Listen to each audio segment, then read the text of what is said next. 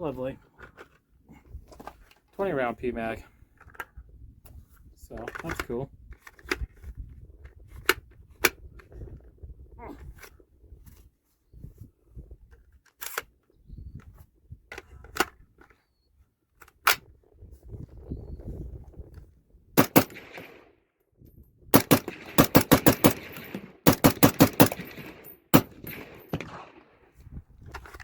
So apparently it drops 20 round PMags too, so no mag is reliable. That's cool. Okay, today we're gonna do a review of the Desert Tech Wlvrn here. This is a gun I purchased with my own money. I paid full price for it. I ordered directly from Desert Tech. So $26.99 after shipping and all that. It was just a little over $2,900. So this is a pretty expensive rifle. So I'm gonna be pretty critical of any issues in that I've had. There's a lot I want to kind of go into on this rifle, so it's probably going to end up being kind of a long video. So I'm going to kind of give a quick summary at the beginning, so if you don't have time to watch the whole thing, you can kind of just watch the first few minutes. Pros of this rifle, so far it's really like how lightweight it is, you know, under 7.5 pounds with nothing on it for a .308 rifle. Bullpup is great. Nearest competitor, Tavor 7, is like 9.4 pounds. It's also, this is a lot thinner, lighter, handguard's a lot smaller. There's multiple conversion kits. You know, you can go from 308, 5.56, 300 blackout, 6.5, and possibly more as Desert Tech releases them or releases barrel kits. So that's great. Ergonomics are really good. I like the position of the magazine release, safety, bolt release, charging handle, all that stuff. Handguard is a good size. I think ergonomics are great on it. Accuracy. I haven't done a whole lot of good accuracy testing with it, but I think this is probably going to be 1.5 or better, probably 1 MOA type of gun in 308 here. I haven't got 1 MOA groups yet because I don't have a great shooting bench set up right now, and I need more match ammo, but I'm confident should be able to get close to 1 MOA out of this so far. Recoil impulse I feel like is great. Being able to adjust the gas, get it so the bolt's not bottoming out excessively hard. I feel like the recoil impulse on it's pretty good. Breakdown is easy. I like how the top and bottom separate out. It makes it very easy to get inside to clean both ends. Problem with like the Tavor series rifles, pretty much you have to clean everything from the butt end, and you can't really get to a lot of the mechanisms without pulling the barrel and a bunch of stuff off, so I really like that. Okay, cons. This rifle hasn't been perfect. I've shot about 300 rounds of 308 760x51 through it, and I've been having consistent issues of it dropping 25 round PMags. Pretty much within 1 or 2 shots it will drop a mag. Same thing with Lancer 25 and 20 round not PMags, Lancer magazines, AW7, whatever they call them. 1 or 2 rounds they drop right out. 20 round PMags are the most reliable, but I've had them drop out once every dozen so times, so that's kind of a big issue.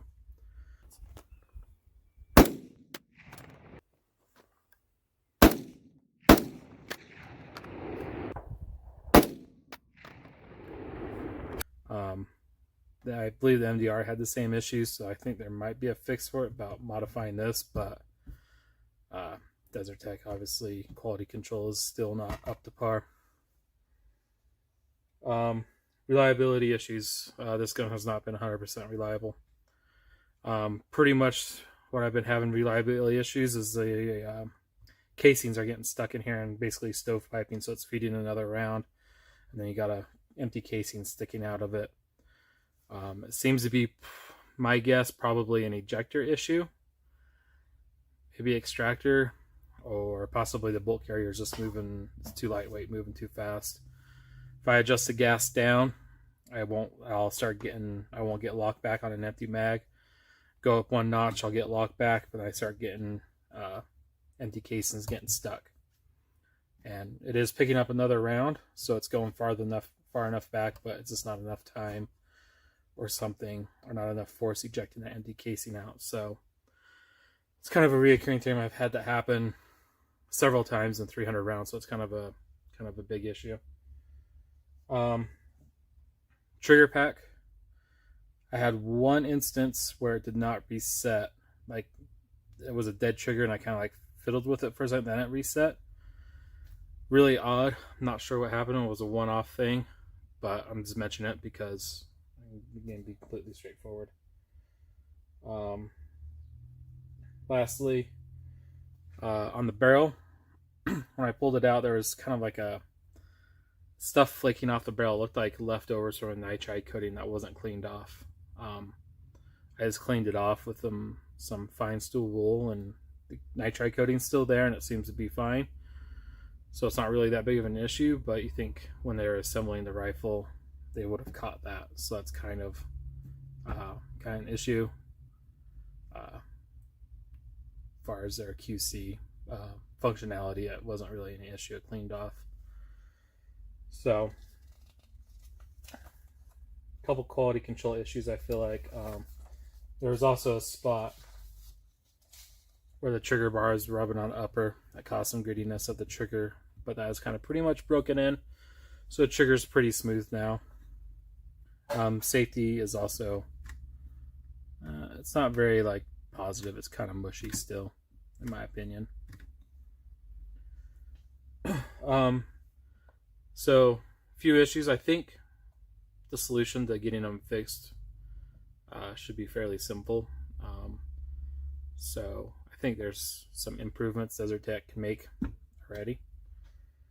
And they can definitely have some improvements still in quality control, because like I said, there was that coating on the barrel that was flaking off, and the trigger bar rubbing on the upper receiver, magazines falling out, like all magazines falling out. So it's kind of disappointing. You're paying basically premium price, you know, $2,700 for semi-auto bullpup. It's pretty, if I remember correctly, this is probably the most expensive semi-auto bullpup you can buy on the market. That's brand new. That's, you know, currently for sale, not something that's collectible. But so that's kind of disappointing. Obviously, everyone makes errors, lemons. It's possible this gun is just cursed. You know, it was made on the wrong day or something. So the real test is I'm going to be reaching out to Desert Tech and seeing about the magazine dropping issue and ejection issues. So the real test is to see how Desert Tech handles these issues. Overall, though, I still like the gun. Once I get those issues fixed, I think it's going to be a great gun. But I just want to kind of be upfront about some of the issues I've had. And then, as far as buying it, you know, is this a gun you should buy right now? If you want something that's, you know, lighter weight, you know, it's more svelte than a Tavor 7, but you're willing to put up with maybe possibly some quality control issues, I think it could be a reasonable buy.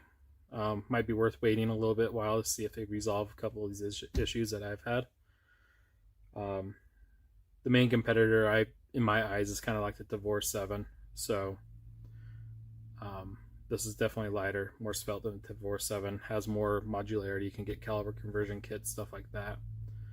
But if you wanted a bullpup 308 gun, you just want to be able to pull it out of the box and go shoot and not have problems with it, the Tavor 7 is probably going to be a better pick over this currently, as long as you can handle the 2 extra pounds and the extra bulkiness of the gun.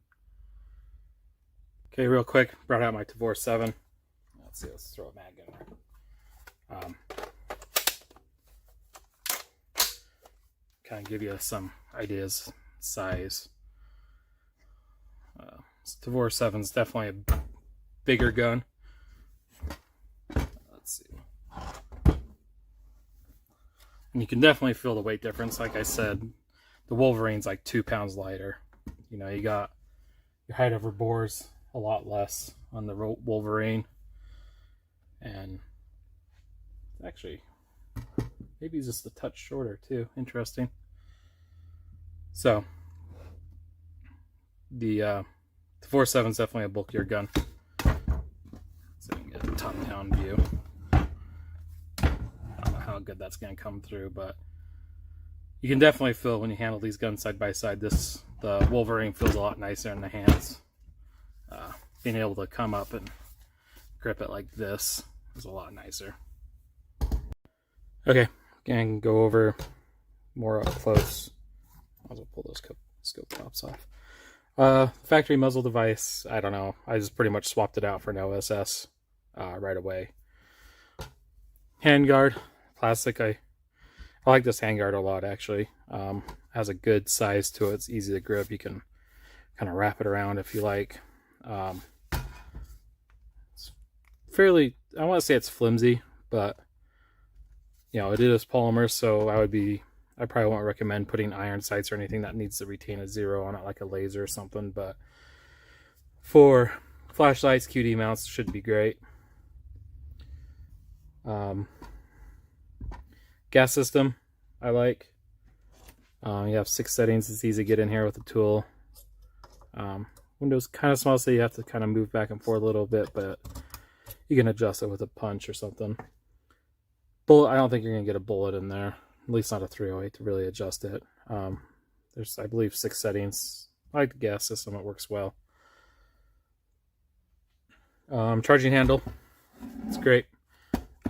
Initially when you first get it, it was kind of weird. You have to pull it down to release it, but after doing it a few times, totally used to it. Being able to come back and lock it back HK style, huge bonus. I really like that. Safety, it's not exactly positive clicking. It's kind of mushy.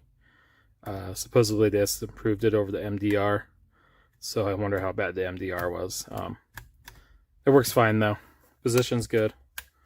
No issues there. Magazine release is fine. It's in a good spot.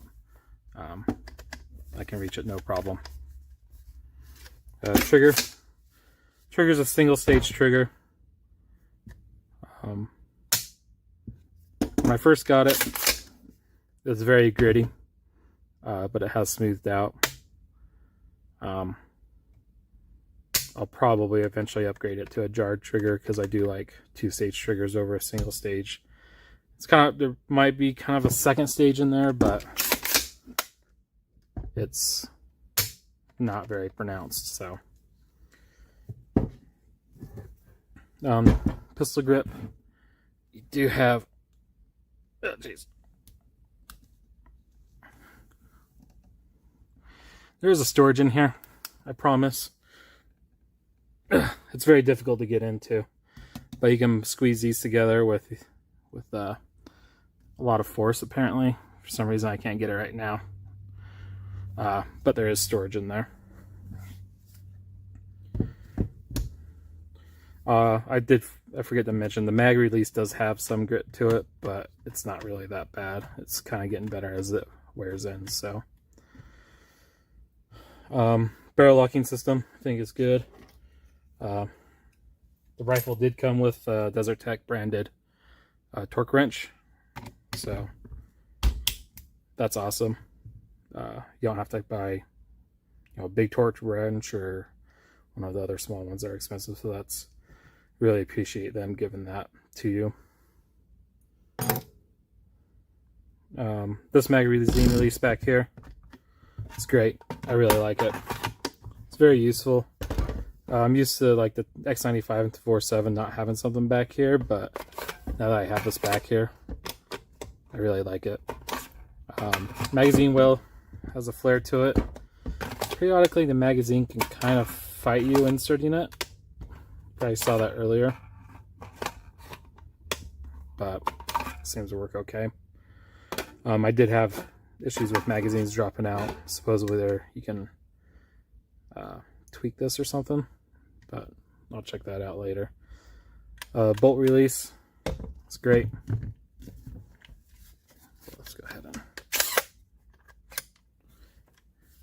easy to actuate.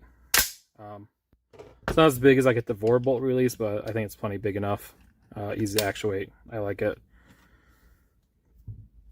Ejection port cover. Cheek pad is fine. No problems with that. Like I said earlier, I've been having some problems with ejections, so ejection port cover.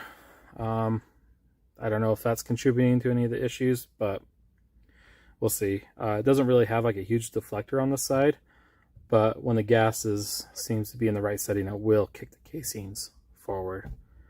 But I'm still having some issues with that, so we'll explore that some more.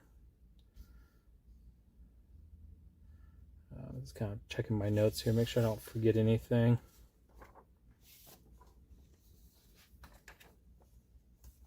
Butt pad, it's good. I like the angle of it. It's decent rubber. It's not super grippy, so I think that's good. Ejection port would be cool to see a dust cover on it, but not really a huge issue.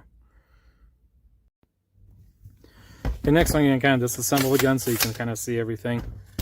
So you got 3 pins here. They were really stiff when I first got it, but they've broken in nicely. Go ahead. So I still like to use a tool to kind of pop them. Bullet tip would also work. I should mention while I'm here, I don't really have a whole lot of play in this front area. I mean, there's a very little, but like you don't really notice it. I know some other people have, so that's not really a concern I have. I really like how this breaks down. You pop this open, you have access to all this in here for cleaning, lubrication, all that. Same here. You know, you get easy access to the bolt carrier group. Go ahead and pull that out. So it's very easy to get in here, clean, stuff like that. This is something where it's a lot better than the Tavor 7 or the X95 guns. It's pretty much you're limited to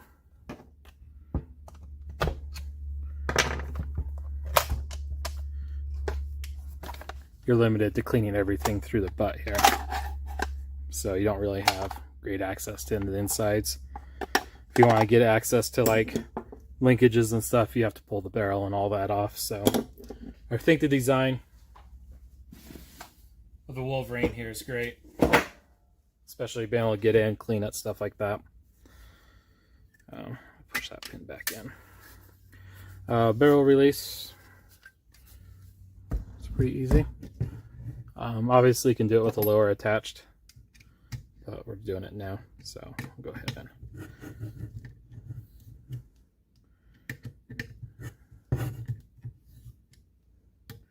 you might be screaming at the camera right now because the handguard's still on the gun, but without the finger burner 9000 on there, it actually is possible to pull the barrel out. Now it will kind of hang up right here, so you want to kind of be careful, kind of work it through softly because it gets hung up on these nuts here, and I actually kind of scratched it trying to force it. So, but you can pull the barrel out without taking the handguard off, which I think is great, because now you can, you know, that's one less step you have to do if you're changing calibers. We'll go ahead and take the handguard off now. Loosen these guys up. This pin is still pretty stiff, but that's fine.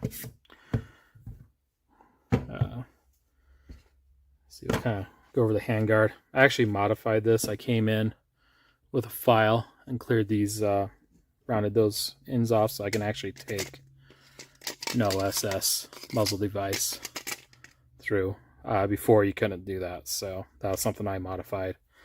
But with your gunsmith certified Dremel or a file, you can go in there, just kind of, let's see if I can, so it slides in right there. So that is something you can do. It's pretty lightweight. I like it. Feels good in the hand. We'll go over the barrel next. move some of the stuff out of the way. So, gas port's about right here. Would be nice to see him probably move it up a little further, especially if you get a 20-inch gun where your barrel's coming out here another 4 inches. I don't see any reason why they couldn't simply move this forward, extend the gas piston. Adjustment works great. Let's see, I'm on S- right now. Let's see. To release it, you have to kind of push in that detent.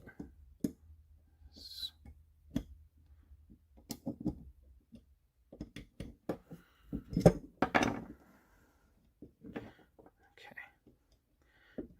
There's a bunch of gas rings in there, so it's a little bit. Come on.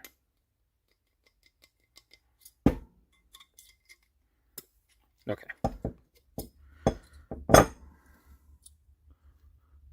So there's your gas piston or gas valve. 6 settings, I believe.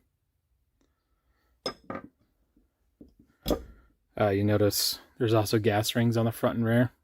I know on the MDRX they had issues with the gas block and gas ports, so it definitely seems to be overbuilt and over-engineered, which is great. There's the gas piston. Nothing terribly exciting. Small, lightweight. Kind of up close to the gas block there. I always thought this taper here was kind of odd. So you got this barrel and it just tapers down, jumps right back out, but whatever. There's the journal that the barrel goes into the receiver. So you got this groove here that the lock goes into, and then you have your little set clamp on it. Different than the MDRX. I don't have an MDRX, but the MDRX has basically a flange right here, and it indexes off that flange too. On here, it actually indexes off of these parts here. If you can see, there's a little kind of a flat cutout there. So that's how that indexes. It's interesting you have a spot for 2 roll pins, but they only put 1 in. But the gas block is pressed on, so I don't see that being an issue.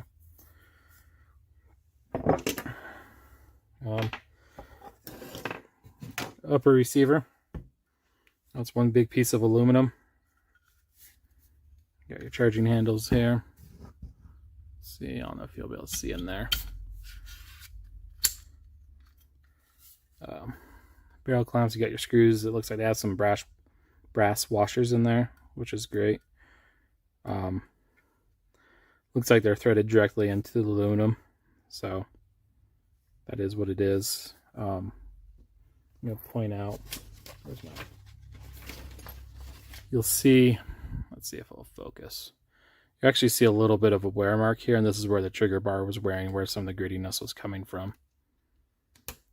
You got your steel feed ramps, which is great, so you don't have to worry about bolts, wearing out your feed ramps.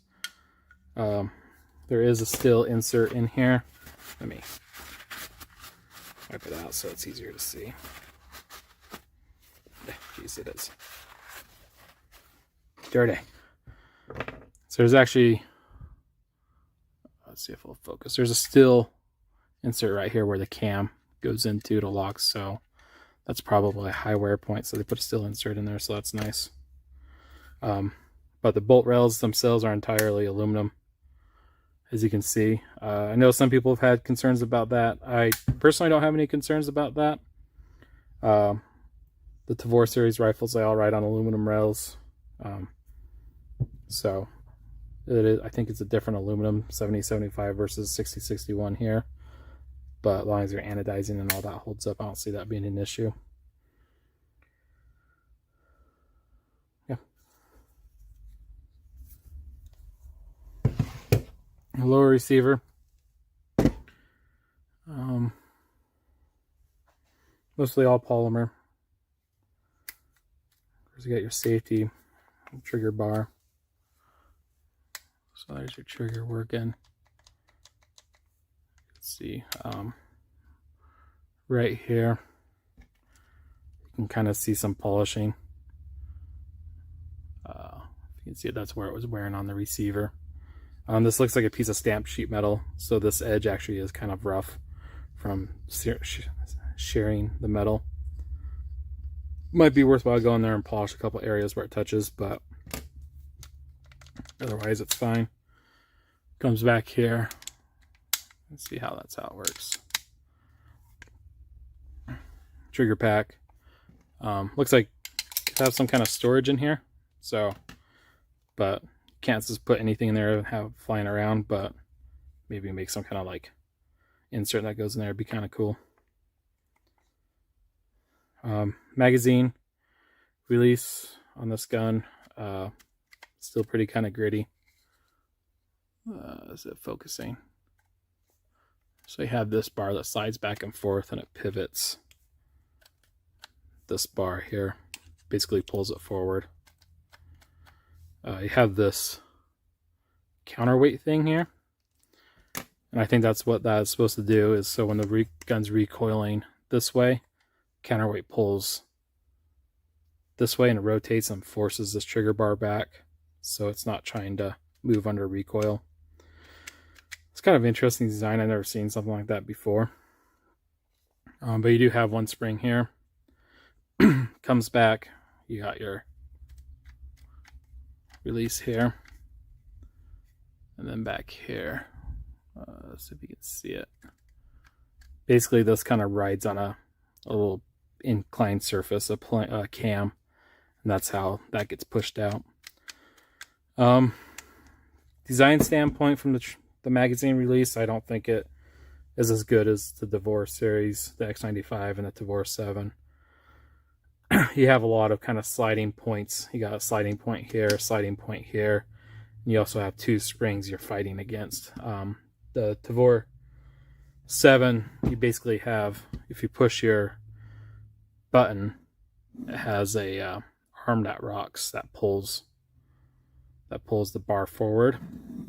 And then back here it's basically the opposite. So it would pull, the bar would pull on the release, and the release would pivot out like that, releasing the magazine. And you have one spring back here instead of two springs. So I think from a design standpoint, I'm not a huge fan of this design. I think the Tavor series would be better. It's probably possible to make this a little bit better as it is in kind of its current design. I think up here on the front, I feel like there's a lot of friction you get up here. So it might be possible to throw a roller or something on there, reduce the friction. There is a somewhat, looks like a somewhat stout spring. I haven't really pulled it out, so I don't know how stout it is. Yeah, it's not too stout, I guess, but it is a spring nevertheless.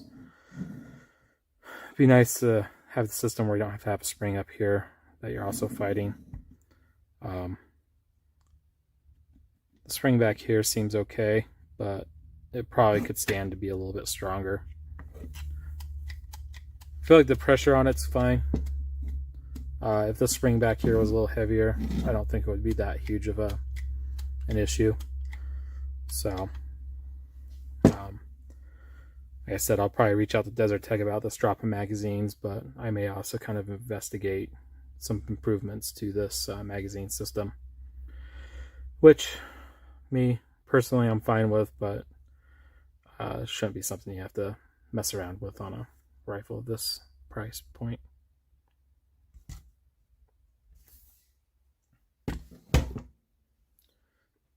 Bolt carrier. That's kind of dirty. My hands are gonna be all dirty. So this sits in the back, and you got basically this long rod that gets pushed by the piston up here. You have this that rides up in the tracks. It's a pretty stiff spring. Of course, you have your bolt. I don't know if the camera can show it real well, especially because it's black. It's not super smooth. It almost looks like, reminds me of like what you'd see like on a forging or something. Like I almost wonder if it's, it doesn't scrape off. So I'm kind of curious how they make this bolt, because it looks like could be, I mean, this side is nice and smooth, like it was machined. This side is not, so that's kind of interesting. I know we're seeing on Desert Tech videos they had on the full auto versions a weight up here. It might be nice to see on the semi-auto versions just to increase the mass of this. This thing's pretty small and lightweight. I don't think I have my scale out here anymore.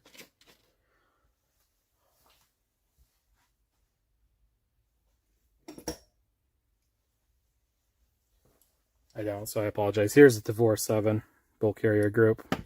So you got a lot more steel here. This is a lot more substantial.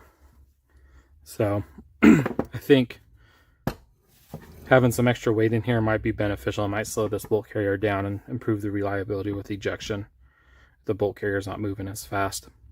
So looks like there's room. There's like a lightning cut in there, so it's probably entirely possible to add some, machine, or maybe if Desert Tech sells it, an extra weight to put in there to kind of increase the mass of this thing. I'll go ahead and pull it apart. Got a Carter pin here, like an AR-15. Yeah. There's your firing pin. Looks like it's hard chromed, very similar to an AR-15.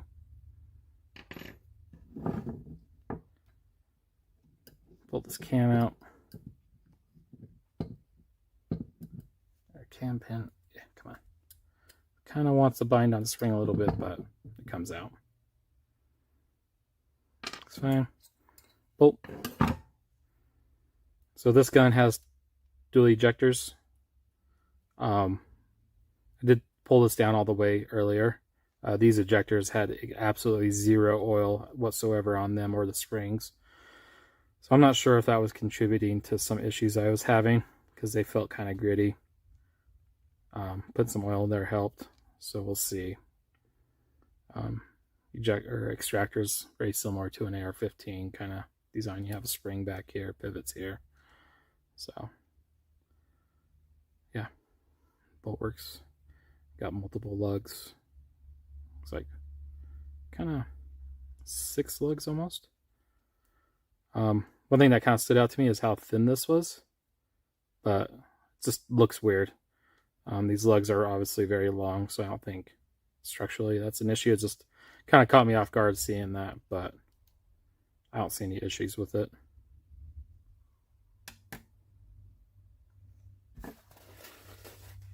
Let me just kind of check my notes here, make sure I didn't miss anything.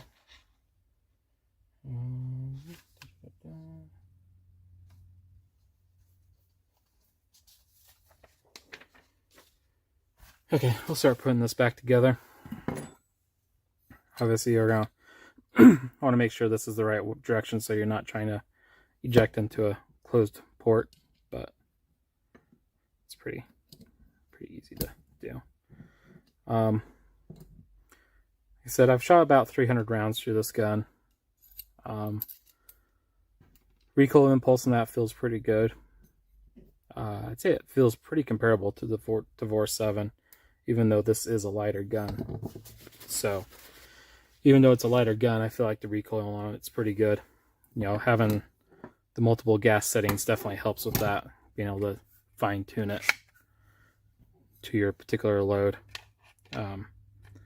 But like I said, ejection issues, kind of a mood killer. So I'll eventually contact Desert Tech and see if there's an issue or a solution for that. And I'll make a part 2 video. This is going to be a part 1 video. Putting this together, pretty easy. Pins go right in. This pin here, because how you have to kind of push in, kind of like push in up right here, then it will drop right in. Go ahead and lock this back. I should probably put the gas piston back in. I have done some accuracy testing with this. Unfortunately, when I first mounted my muzzle device, the shims for some reason got misaligned, so I had a misalignment on my muzzle device. So without the suppressor, I was getting some weird groups, nothing awful. But when I put the suppressor on it, I started getting really wild flyers and stuff. I ended up spending too much time dealing with that and trying to solve it with a bunch of match ammo. So that was kind of sucked. I did mount it different. I basically butt it right up against the shoulder. So now it's good. I had a very limited time, but I was able to go and this is that. Yep, that's all the way. Go and do some grouping at 50 yards. I was shooting off kind of a poor bench. It was very wobbly, so it wasn't very good. I was getting about 2 to 3 MOA groups with the ammo, but 100% my setup that day was not very good. Using that same setup before with my Tavor 7, I was also not getting great accuracy, but when I switched to prone, shooting off the ground, I basically was able to shave half or 1/2 to 1 MOA off my group sizes. So I'm pretty confident this gun's going to be a 1.5 and under, and probably very likely a 1 MOA gun once you do your part and you get some good ammo. Yesterday when I shot it, I shot about 100 rounds through it. Checked all these before shooting, made sure they were torqued after shooting about 100 rounds in about an hour. Once the gun cooled down, I came back, checked these. They didn't move at all. They were still torqued and tight, so that's great.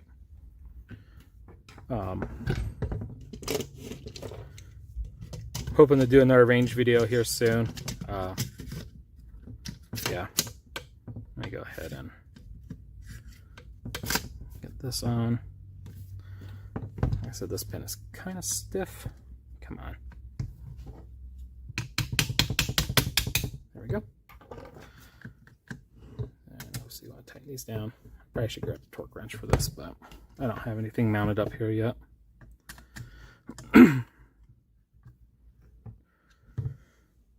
Real quick, this is my setup I'm shooting off of so you can kind of see what I'm working with. I'm used to using my 1:6 because I didn't have a whole lot of time today. Bag on the rear, rest on the front, but you can probably see this table's a little rickety.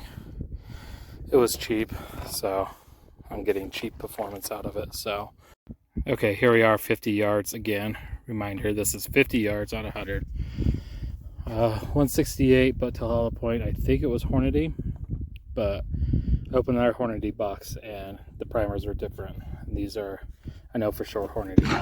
Here you can see 4 bolts right in here, and I pulled that one. And I pulled the trigger, I felt the rifle move to the right, so even with that, you're talking, that's like 2 MOA. This group here, probably close to about 2 MOA as well. Alright, so I think this is a pretty good gun. I should probably rephrase that. The gun has issues, but I think it has great potential. Obviously, rounds ejecting, getting stuck in the ejection port is an issue. I think that's something that can be fixed. Might be simple as the ejectors not having oil on them, or, I mean, the springs were fine. I thought maybe they were broken or kinked or something, but they were fine.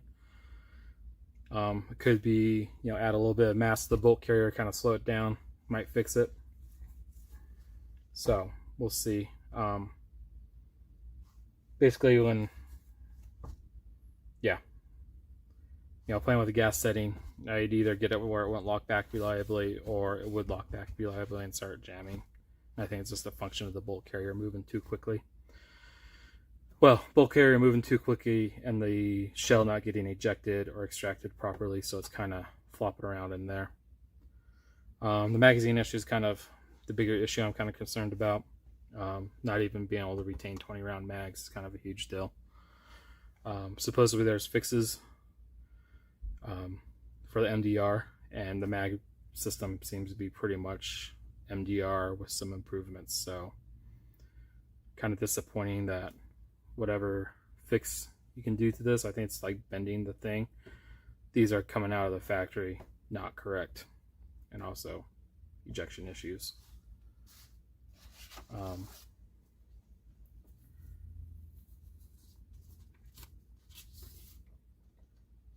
see. Kind of my history with the MDR Desert Tech kind of whole saga. I handled some of the original MDRs at SHOT Show 2014, and I was pretty excited with the gun. I was pretty excited to get it. Obviously, they did not release on time, and then when they ended up getting released, they had a bunch of issues.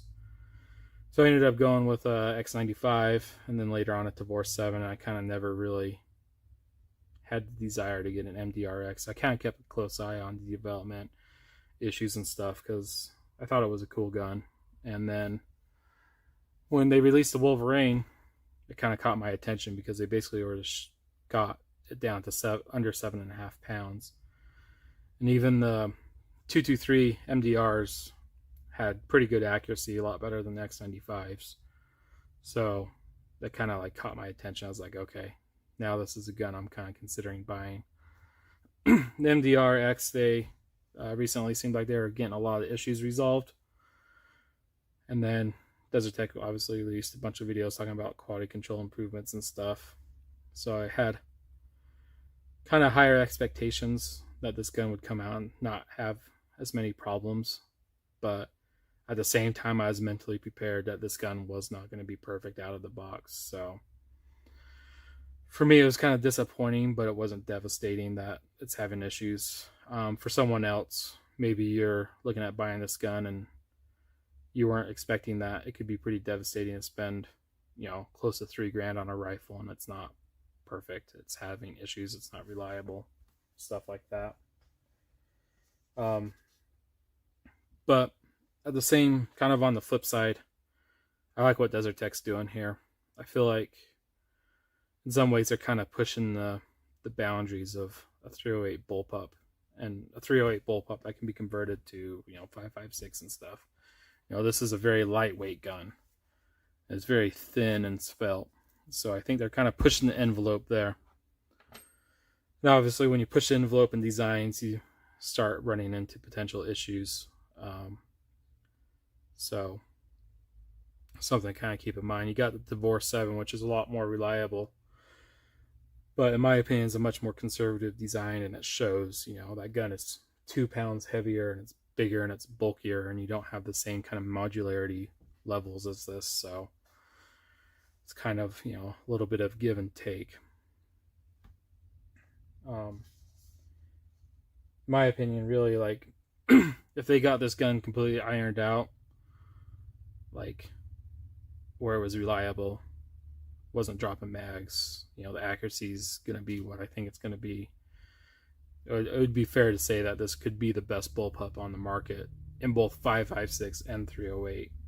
It's lighter than the X95. It's much lighter than the Tavor 7. And it's lighter than other guns.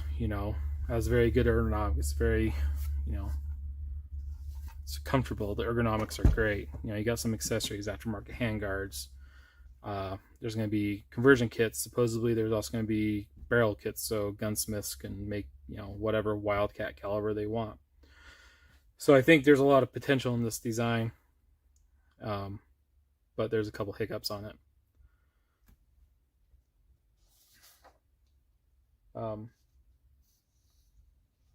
So kind of in summary, is this a gun you should buy? Well, that depends. Do you want kind of the latest cutting edge, lightweight, thin, small 308 bullpup that's pretty accurate, but you're willing to deal with a couple quirks and a couple issues and kind of iron those out, then then yeah, this might be a good gun to purchase. I probably would still wait a little bit. Got some reviews coming out. You know, people are starting to get these, so I think we're going to see other people with issues as well. So I think Desert Tech hopefully will respond to those positively and make corrections and hopefully make some changes. I kind of jokingly said after experiencing some issues, I wonder when the Gen 2 at Wolverine's coming out. I think if kind of like a wish list from kind of my limited experience for a Gen 2 would be ditch this magazine release system and go to something more close to a Tavor 7 where you have levers instead of these sliding cams and that. Adding some more mass to the bolt I think would help. It's a pretty lightweight bolt carrier, especially compared to the Tavor 7. So I think those couple changes could be huge improvements to the gun. Also moving the gas block, I think, up forward a little bit could also help, so you're not tapping as high of gas pressure. You can kind of make a little bit softer recoil having a gas port up here. And I don't see no reason why you couldn't do that on this gun. You know, have a longer piston stuff. I also don't see why you couldn't possibly push this back maybe half an inch or so, where it works better with 300 blackout. So I think this gun has a lot of great potential. Hopefully Desert Tech makes some improvements to it. Unfortunately, they have to make some improvements to it. I was kind of really hoping that they finally got this ironed out, but I don't think they have. But wouldn't buy this gun if you're not willing to tinker with the gun or not willing to deal with some issues. You know, just potentially sending it back to Desert Tech or doing a little bit of tweaking or modifying yourself. If you want a gun that you just pull out of the box, go dump mags in it, it's going to run, it's going to be reliable, it's going to be simple, no fuss. The Tavor 7's probably a better buy at that point, as long as you're willing to deal with the extra weight and extra bulk of the Tavor 7. So I like this gun hesitantly. I think the issues can be resolved. Once those get resolved, I think it's going to be a great gun. I actually have a 5.56 conversion kit on order, so I'm pretty deep into this project already. I'm going to contact Desert Tech about a couple of these issues. They'll probably see this video. There's not a whole lot of reviews out yet, so they'll probably see this video. Hopefully they have some good feedback, some good comments. Hopefully some stuff that they can learn from it. Yeah, so this is part 1. I'll do a part 2 once I get some problems resolved and fixed and some updates. Thanks for watching. Bye.